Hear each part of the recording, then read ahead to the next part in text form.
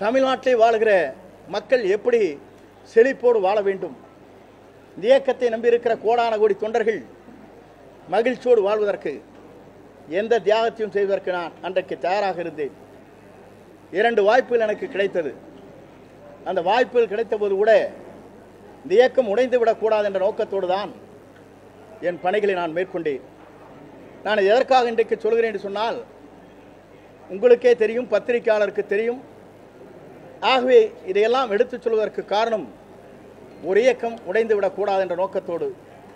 இந்த இயக்கம் உடைந்து விடக்கூடாது என்பதற்கு காரணமே இதை நம்பியிருக்கிற கோடான கோடி தொண்டர்கள், இதை நம்பியிருக்கிற எதிர்காலத்தை நோக்கி பயணம் செய்வதற்கு புரட்சித் தலைவர் அம்மாவுடைய நல்லாசியோடு இந்த இயக்கம் மீண்டும் தமிழகத்திலே உருவாவதற்கு நாம் அனைவரும் ஒத்துழைப்பு நல்கிட வேண்டும் என்ற முறையிலே தான் எல்லோரும் ஒருங்கிணைந்து அந்த பணிகளை நாங்கள் மேற்கொண்டோம்.